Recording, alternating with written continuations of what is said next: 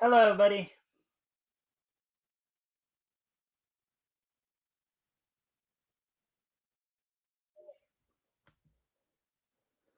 All right.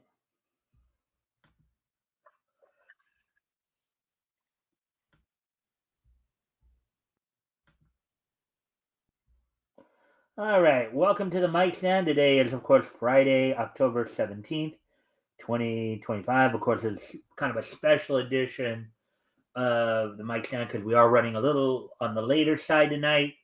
Um, basically, I kind of crashed out this afternoon a bit. And so it just pretty much been dragging myself along trying to get everything ready and stuff. I had to push back the start time. So hopefully, if I seem a little off out of it, just try to bear with me as much as you can. A friendly reminder, as always, you guys can help out by liking and sharing the stream. See if we can get some more friendly people to engage. That'd be appreciated. Also, if anything here grabs your attention, feel free to comment and or ask questions. I'll try to answer the questions.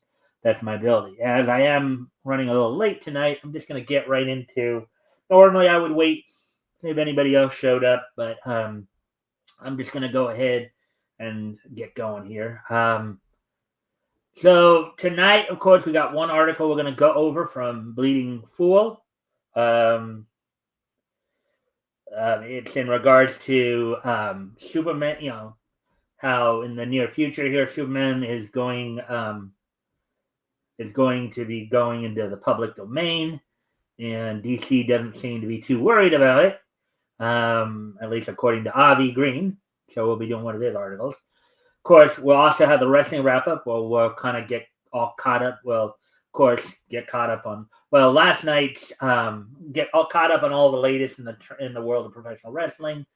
We got a little bit more information on the Andrade situation, as well as talking about, of course, last night's Impact apparently was just a simple recap show of the previous Sunday's Bound for Glory pay per view, and then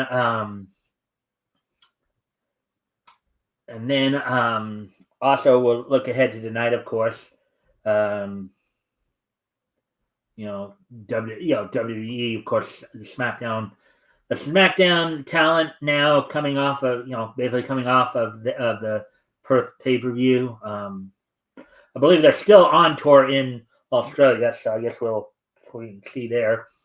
Also, or at least they were. So, also we'll look ahead to tomorrow night's AEW shows. Look back to last night's Ring of Honor Club. Look ahead to tomorrow night's tailgate brawl on Collision, special episode of Collision tomorrow night, as well as looking at the card for the pay per view of Wrestle Dream. Then we'll wrap things up, of course, with this day needs history. So, with all that being said, one last friendly reminder before we get started, of course, if you guys haven't already, if you guys can like and share the stream, see if we can get some more friendly people to engage, that'd be appreciated. Also, if anything here grabs your attention, feel free to comment and or ask questions. That goes for both my Rumble and my YouTube viewers. And I will try to answer the questions to the best of my ability. Even as I'm trying to drag myself forward here. So, anyways, so let's get going here then. All right, let's get going here. Let's see. As I said, I'm a little out of it. All right, so let's pull up, of course, the article we're going to go over tonight.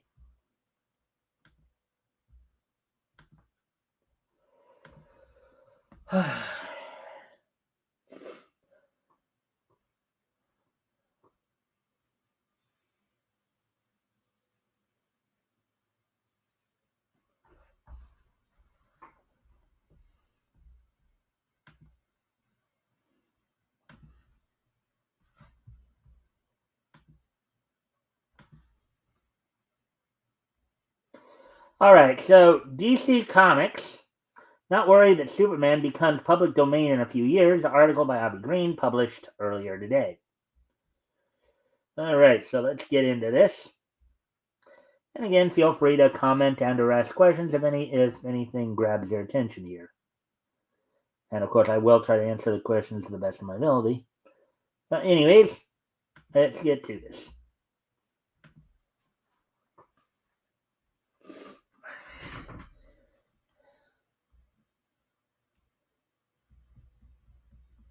He wages a never-ending fight for truth, justice, and the American way.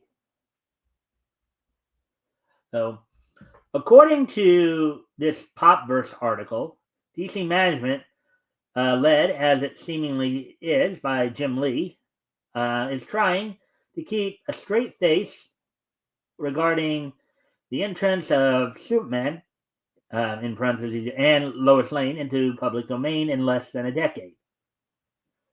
So I'm going to go off camera here for a quick moment. I'll be right back as soon as I...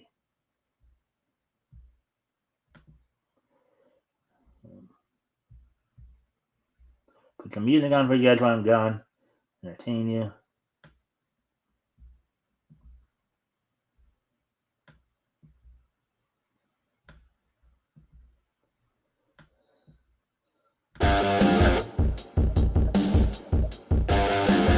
Right there.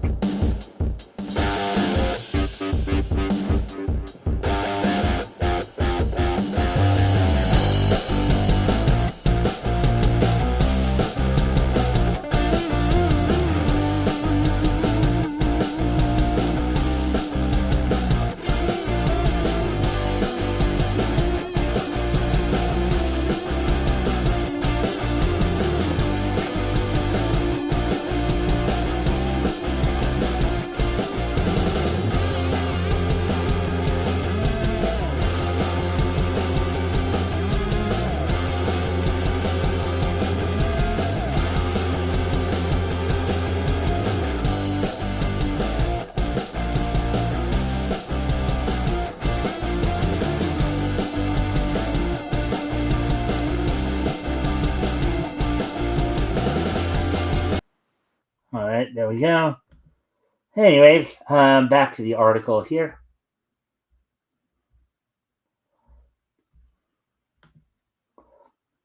All right, so nonetheless, a Superman will be public domain in 2034. So that's 9 years from now. But speaking during an appearance at New York Comic Con's 2025 Retailers Day on October 8th, last Wednesday, Lee didn't seem overly concerned about it happening. Let's see. Speaking about problems facing DC Comics in the future, Lee said, quote, yes, characters will fall into public domain. It's already happening. We've all seen these unsettling knockoffs of Mickey Mouse floating around online. But here's the truth. The character isn't the magic. The storytelling is. The world building is. Owning Superman isn't the same as understanding Superman. Knowing how he moves, how he speaks, what he stands for, unquote. As the article continues here.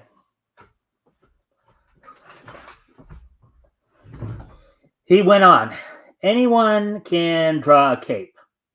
Anyone can write a hero. That's been around as long as comics. And we all know this full well if you've of course caught the Sunday shows on this channel. You know that is true altogether. So, let's see now. And it's called fan fiction. There's nothing wrong with fan fiction. It shows how deeply these characters live inside all of us. But Superman only feels right when he's in the DC universe, our mythos. That's what endures. That what will carry us into the next century. Unquote. Now, of course, we read that earlier because we did read portions of this interview before, when we were talking about Jim Lee's commentary on AI, right? So, all right. So now here's Avi's response to what we just read from Jim Lee. Despite what he said, Superman and everything else haven't felt right in terms of talent and merit for a long time, for a long, long time. Sure, anybody and everybody can draw heroes and heroines, but only if there's merit involved and the publishers don't force a PC vision upon the proceedings. On the proceedings, will the finished product win over the audience? Despite his rather predictably claims to the contrary, Lee and the company obviously don't have the courage to admit they've long failed the test of merit in the past quarter century and brought the DCU down to shoddy levels, just as Marvel has theirs. And look who's talking about fan fiction. They brought their universe down to just that in the most negative ways possible. Does anybody want to hazard a guess at how they, brought the universes down to the most negative part possible? You want to maybe give a try at trying to explain that one?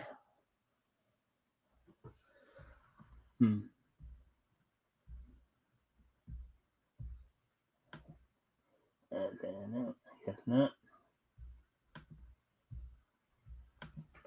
In addition to the above puff piece, The Verge simultaneously reports from the New York Comic Con that Lee's claiming DC won't support AI technology. And we read this part the other day in another article, so a lot of what we're about to read here will probably be a little bit of a rehash, but that's okay. We can still talk about it. DC Comics president and publisher Jim Lee said that the company quote, will not support AI-generated storytelling or artwork, unquote, assuring fans that its future will remain rooted in human creativity. Quote, not now, not ever, as long as, in brackets here, Senior Vice President, General Manager, and Peace, and I are in charge, unquote. Lee said during his panel at New York Comic Con on Wednesday, likening concerns about AI dominating future creative industries to the Millennium Bug scare and NFT hype.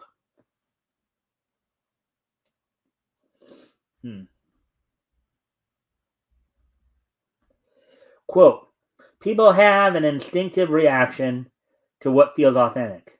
We recoil from what feels fake. That's why human creativity matters, unquote, said Lee.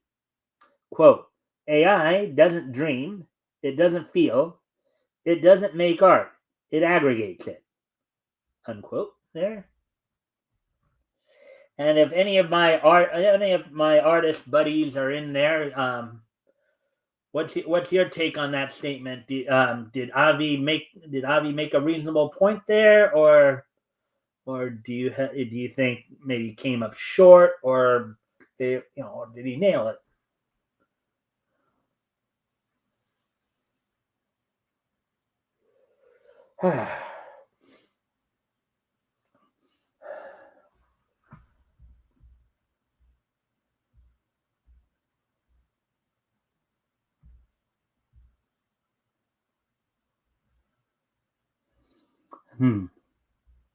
All right, so anyways, back to the article here. Even this is awfully rich, coming from somebody who had a hand in forcing tasteless leftist politics into the DCU and largely canned creativity for the sake of PC art designs and storytelling. One more reason their products are unreadable today. Let's not forget that they blacklisted conservative writers like Chuck Dixon and Mike Barron in the past 2 decades. And even some liberals obviously weren't immune to the PC excising. Um, if they don't matter just because of their politics, what's that about creativity again?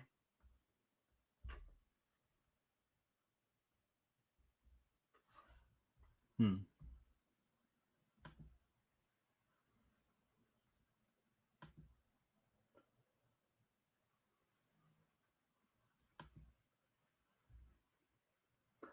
And again, a friendly reminder to everybody, if you haven't already, you guys can help out by liking and sharing the stream. See if we can get some more friendly people to engage. That'd be appreciated. Also, if anything here grabs your attention, feel free to comment and or ask questions, and I will try to answer the questions to the best of my ability. Hmm. Hmm.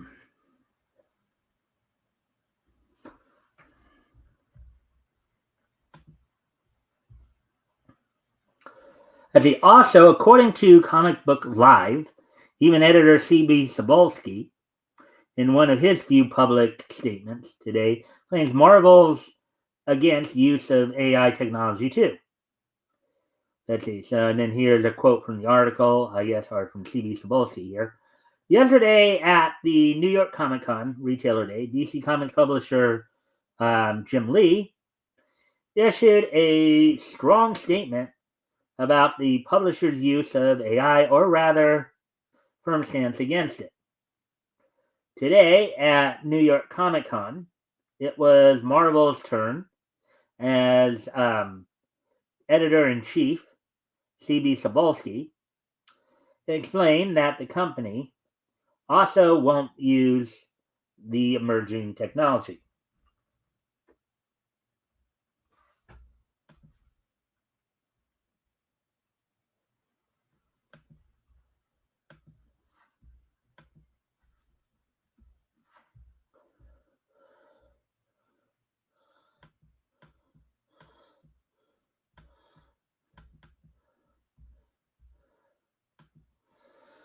During a Spider-Man panel with Cebulski, during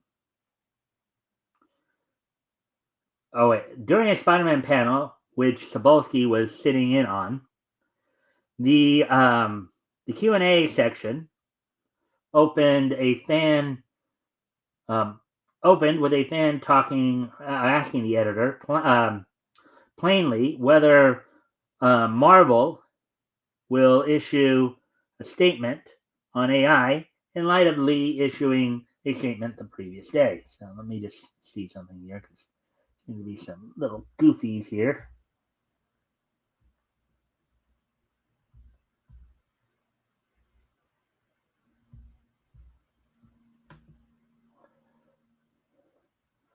Let me sure something here.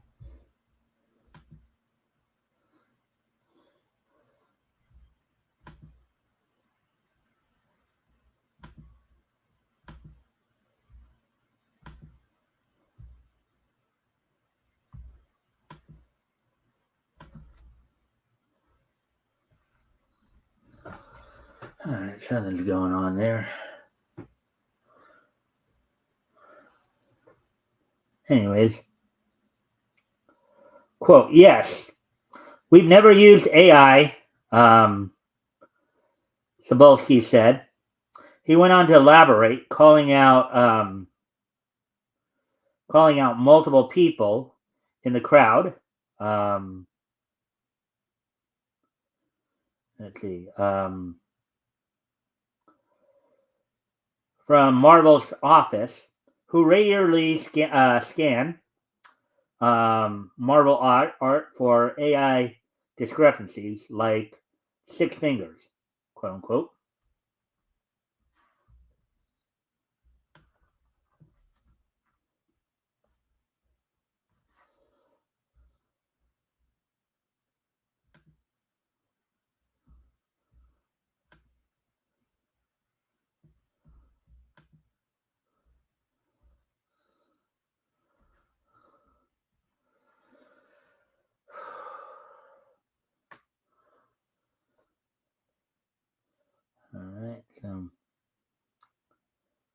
See, continued Cebulski, quote, they've really gone to great lengths to detect AI.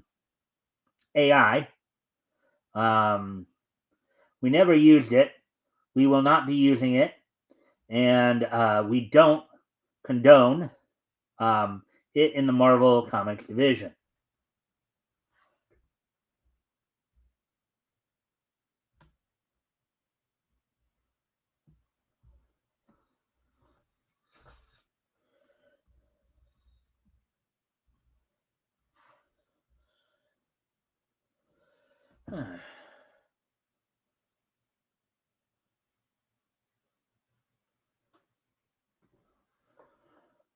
But do they condone woke ideologies and other dreadful forms of storytelling? Even they haven't recovered from the woke disaster they've long become, and with the way their stories became so pointless, um, what's the use of their continuing as a publisher today any more than DC? I get the strange feeling we may one day discover AI was put to use in some of their recent comics.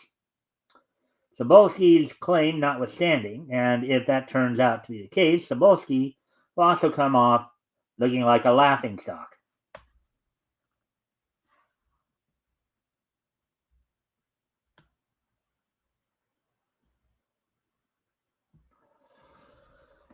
All right, so no questions seem to have been asked about what Marvel's management thinks of their creations eventually becoming public domain. Even though they have at least um, a few that'll enter public domain soon after Superman does. But when that happens, it'll be just as well, though even better, when the entire DC Marvel universes all enter the same. Then we can only hope somebody with talent and understanding will do justice for all the characters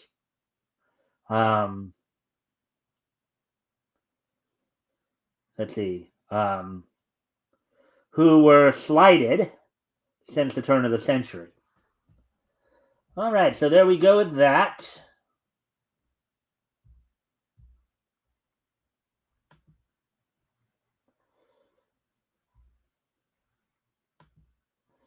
All right, so that's the only article we're going to do tonight. So now what we will do, of course, is I will get ready to move on to the wrestling wrap up. Let me see, this will fix the problem that was going on a moment ago.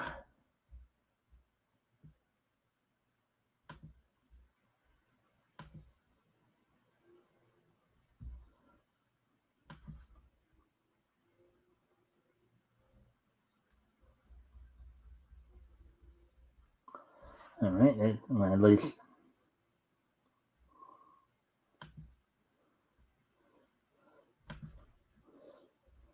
Yeah, so as I said, last night's Impact was basically a kind of a recap show of Bound for Glory. Before we do get into, of course, all the obviously the results, and then also the the look ahead to what's going on tonight and tomorrow. As I said, there was some more news in regards to the Andrade situation.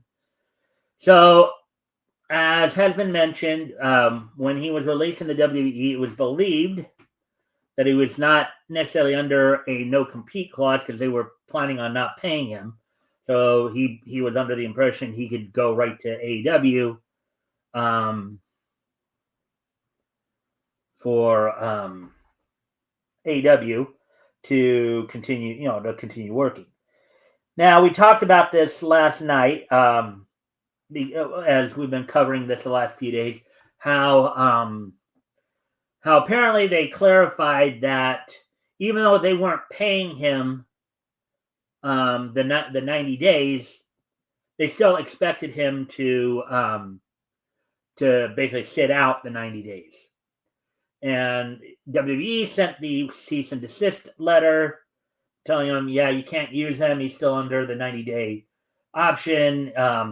And now apparently, according to some of the sources, I guess the way that TKO has worked the contracts, if you are found to be in breach of the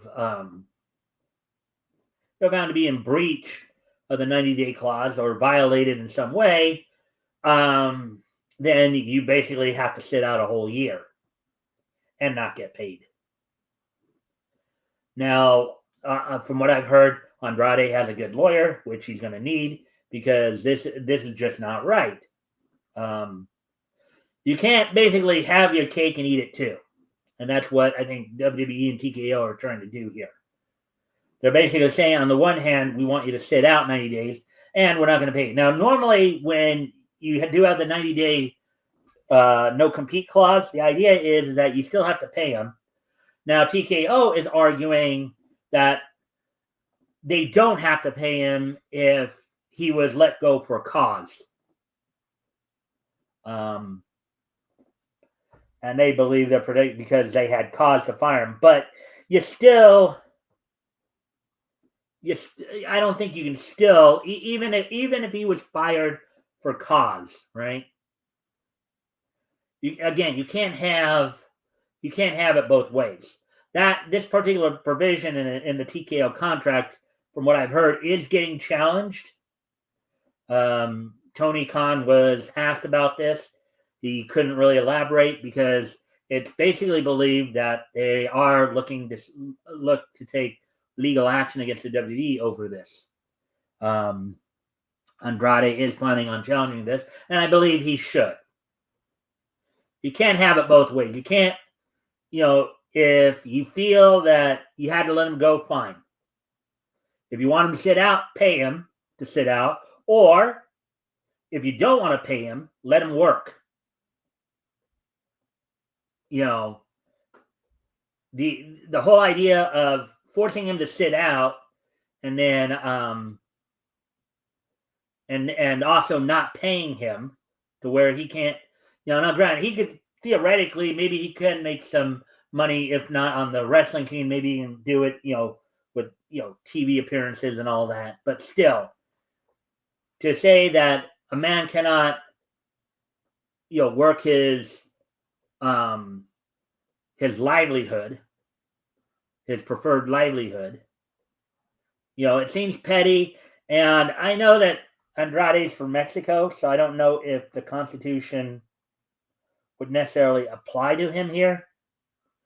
But this also, if this was somebody who was an American citizen, right, I would say that this kind of action would constitute a violation of the Fourth Amendment, unreasonable unreasonable search and seizures.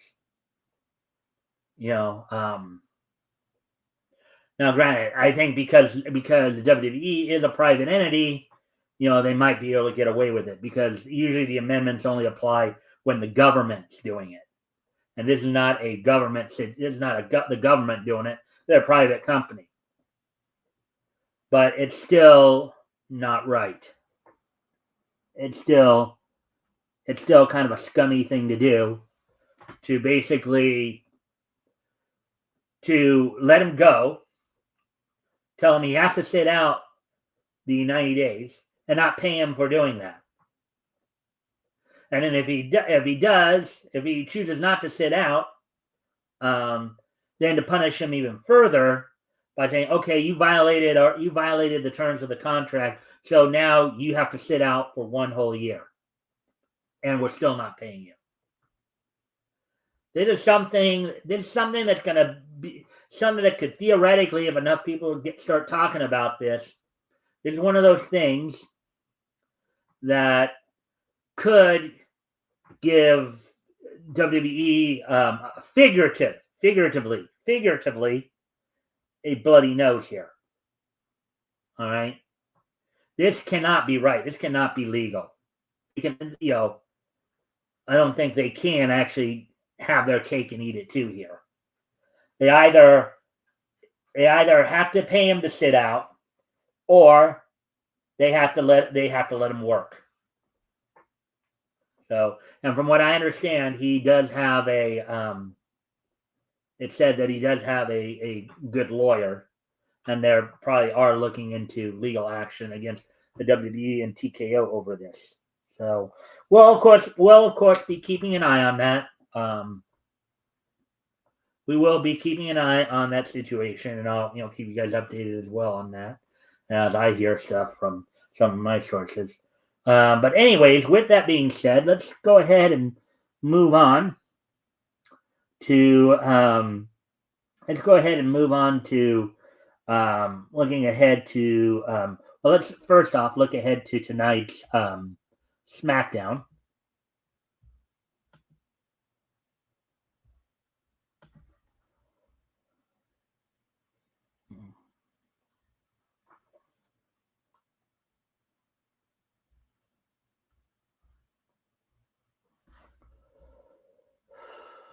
See if we have any information on tonight's SmackDown.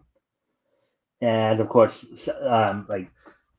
Tiffany Stratton, Cody Rhodes coming off of course, their time in Australia as part of the Australian tour, and of course, Crown Jewel Perth last Sunday. Let's go ahead and see what's maybe going down here. So actually, tonight's Friday Night SmackDown is coming from San Jose, California, while the WEF is, of course, doing some super shows. Now, WE rather, going to be doing a couple super shows over the weekend here in Japan as well. So let's look ahead to tonight's card here. So on tonight's Friday Night SmackDown on USA Network from the SAP Center in San Jose, California, Drew McIntyre is set to take on Jacob Fatu, and in a match for the WWE Women's Tag Team Championship, Alexa Bliss and Charlotte Flair will be defending the women's tag team titles against NXT's Sol Ruca and Zarya. Of course, Sol Ruca is one of the few double champions in WWE right now. Currently, the current WWE Women's Speed Champion, as well as being the current WNXT Women's North American Champion. No, that's all we got on that front. Actually, let me go back to last night's Ring of Honor as well, because I did skip that over a little bit.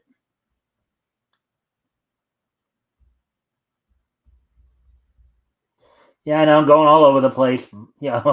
I told you my mind wasn't. I crashed this afternoon, basically. So, anyways, let's talk about what happened on last night's Ring of Honor Club, which came to us from the RP Funding Center in Lakeland, Florida, with Caprice Coleman and Ian Riccaboni on commentary. Opening match saw Sydney Akeem defeat Alex Zane in a one-on-one match. Sydney Akeem, more recently, earlier this year, did have a match against the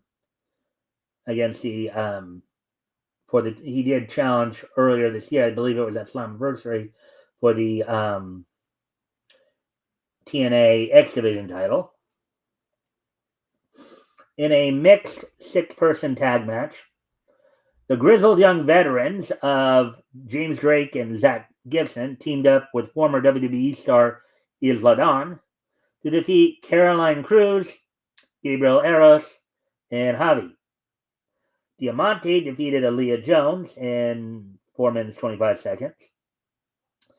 Wheeler Yuta of the Death Riders, with Marina Shafir in his corner, defeated CMLL's Oro in just under 9 minutes. I do need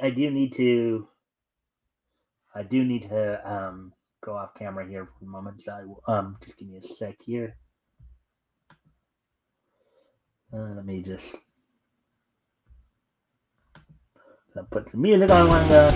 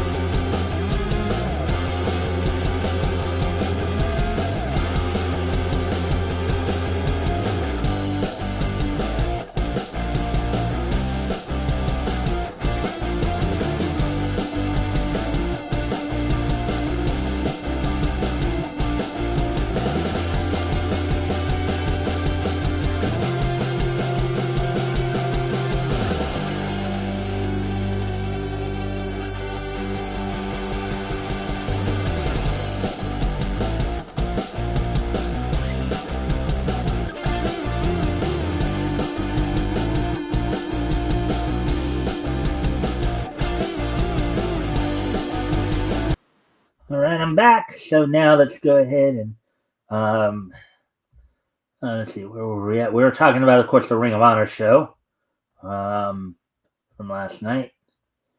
Let's see. Of course, and then the penultimate match of the night saw Blake Christian of the Swirl with Lee Johnson in his corner defeat former WCW star Shannon Moore.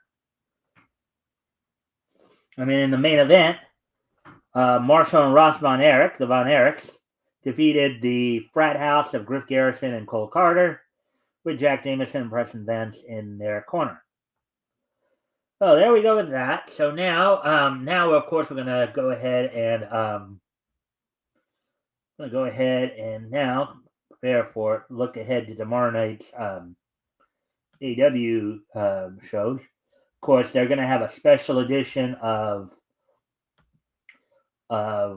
Collision Tailgate Brawl, which of course the last couple of pay-per-views had served as kind of a pre-show for the pay-per-views, and then we'll look at, of course, the card for the pay-per-view itself. So let's go ahead and take a look at all that. Hmm.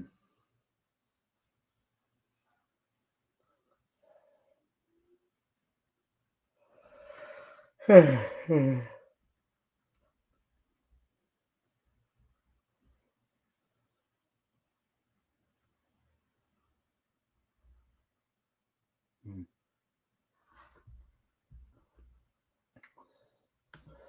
All right. Actually, I'm going to need to step away one more time for a moment.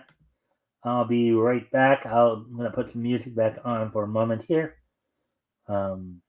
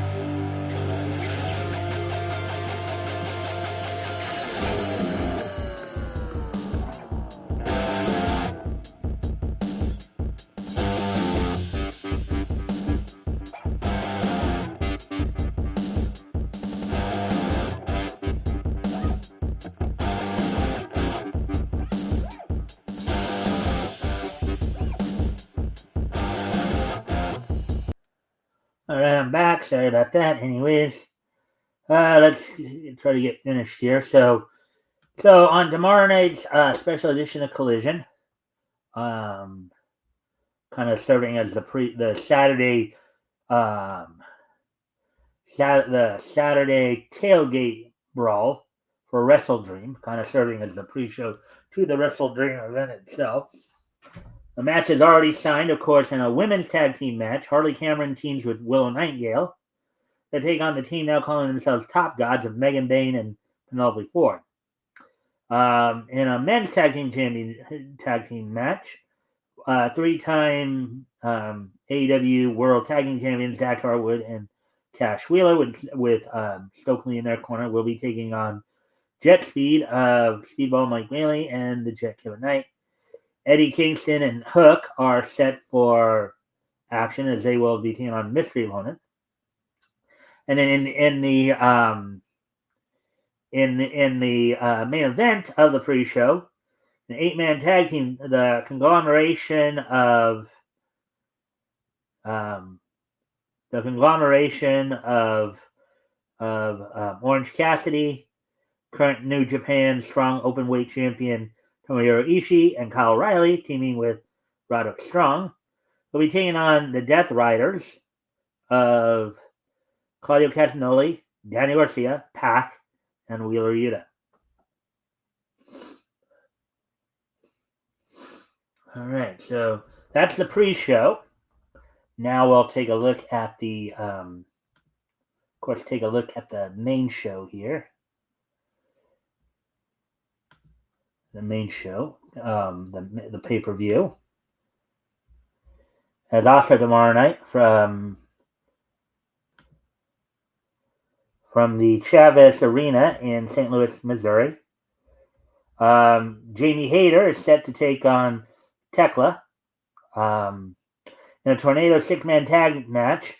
The Hurt Syndicate of Shelton Benjamin, Bobby Lashley, and MVP will be facing the Demand of Bishop Khan, Toa Leona, and Ricochet. In a $500,000 tag team match, the Young Bucks of Matthew Nicholas Jackson, the former EVPs of AEW, will be taking on the Jurassic Express of Jack Perry and Luchasaurus. In a match for the AEW World Tag Team titles, the champions Brodito of Ring of Honor World Champion Bandito and Brody King will be defending the World Tag Team titles against the Don Callis family members of the AEW Unified Champion Rainmaker Kazuchika Okada and current IWGP World Heavyweight Champion, the Ace Nosuke Takeshita. Kyle Fletcher will be defending the TNT title against Mark Briscoe. In an I Quit match, John Moxley will be taking on Darby Allin.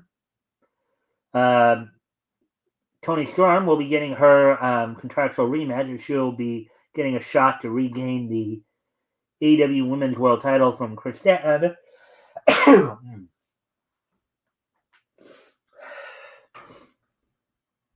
And in the main event, we'll see AEW World Champion Hangman Adam Page take on 1/3 of the AEW World Trios Champion Samoa Joe of the Ops. So that's all we got for the wrestling wrap-up.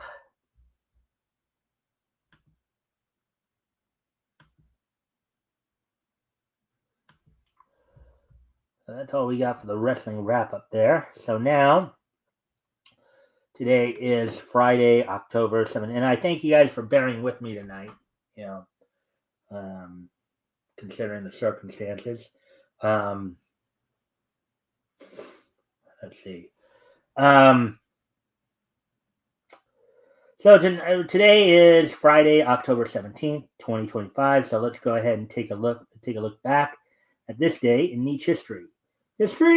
So let me just take a quick peek here.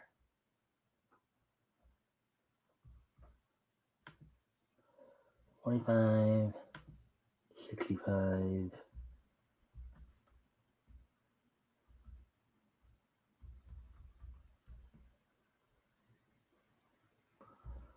$25, 65, and 2020. All right, so with that being said, so first off, I'm going to head back 80 years ago today, as on this date, 80 years ago today. And I pull that up here. On this date, 80 years ago today,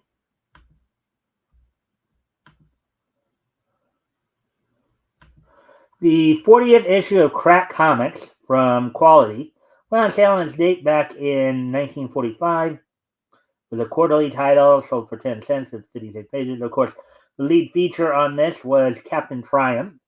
And Triumph was basically a pair of twin brothers, one living and one dead, who when they they would touch their respective T-shaped birthmarks on their left arm, they would merge to become Captain Triumph. So the 40th issue of Crack Comics went on sale on its date back in 1945, 80 years ago today. Now getting ready to move on to the next piece in each history.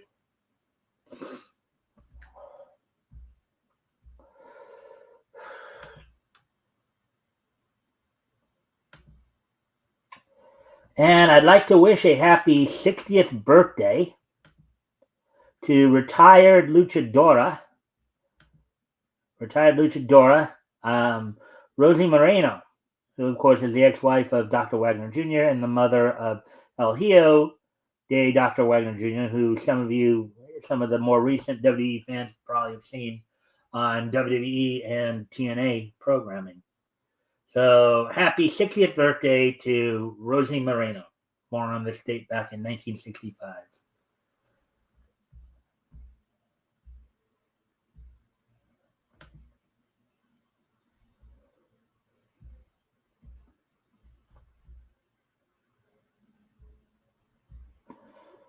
And finally,